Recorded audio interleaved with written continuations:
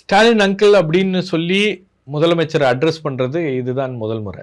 Maybe பிரைவேட்டா தனிப்பட்ட முறையில பர்சனலா அவர் வந்து சந்திச்சிருப்பாரு. சந்திக்கும் போது ஸ்டாலின் அங்கிள் தான் பேசுவார்.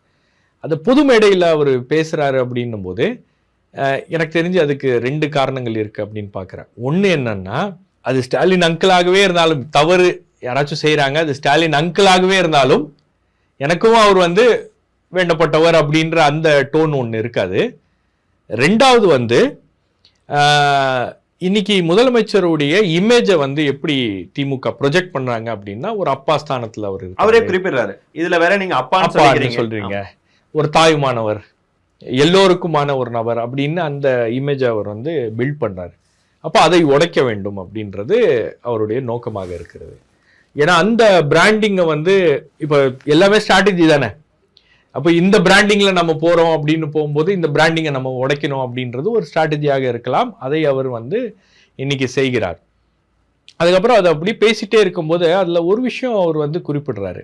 அரசியல்வாதிகள்லாம் வந்து அறிவாளிகளும் கிடையாது, நடிகர்கள்லாம் வந்து அரசியல்வாதிகள் தான் அப்படின்னு, ஒரு நடிகர்கள் எல்லாம் முட்டாள் கிடையாது அப்படின்னு.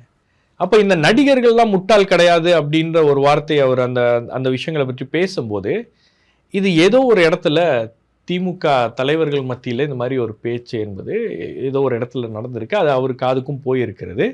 அதுக்கும் பதிலடி கொடுக்க வேண்டும் அப்படின்ற ஒரு அர்த்தத்துல தான் அவர் அதை பேசியிருக்காரு.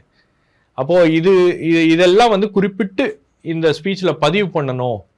ஏன்னா உங்களுக்கு பேசுனது ஒரு ஸ்ட்ராட்டஜி தான். ஆமா, அது கிளியர் ஸ்ட்ராட்டஜி தானே. உங்களுக்கு அது தெரியுது இல்ல. இப்போ நீங்க இன்னைக்கு அதுதானே ட்ரெண்டிங்கா இருக்கு. இன்னைக்கு அதுதானே அந்த ஒரு விஷயத்த புடிச்சுக்கிட்டு தானே எல்லாரும் பேசுறாங்க. அப்ப அவங்க ஒரு பிராண்டிங்க பண்றாங்க, அப்பா அப்படின்னு ஒரு பிராண்டிங்க பண்றாங்க அப்படின்னும் போது அதை உடைக்கிறாரு. இப்ப அதை உடைச்சி அதை வந்து வேறு ஒரு கோணத்தை அவர் கொடுக்குறாரு. எதுக்குமே பதில் சொல்லாத அங்கிள் அப்படின்னா இன்னைக்கு ட்விட்டர்லயும் மற்ற இடங்கள்லயும் வந்து எல்லாரும் அதை எடுத்து பேசிட்டு இருக்காங்க. அப்போ இந்த மாதிரி ஒரு டைரக்ட் அட்டாக்க வந்து லான்ச் பண்ணணும். பிரதமர் அவர்களையும் மோடிஜி, நரேந்திர தாமோதரபாய் மோடிஜி, ஸ்டாலின் அவர்கள் குறிப்பிடும் போது பர்சனலி அவர் பேசுவாரு அங்கிள் அப்படின்றாரு.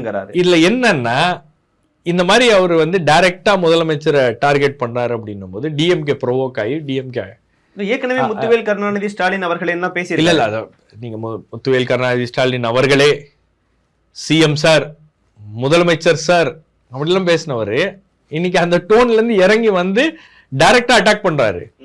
அப்போ அவருடைய எதிர்பார்ப்பு என்னன்னா, திமுக அவரை அட்டாக் பண்ணணும், திமுக அவரை விமர்சிக்கணும் அப்படின்றது ஒரு ஸ்ட்ராட்டஜியாக இருக்கிறது.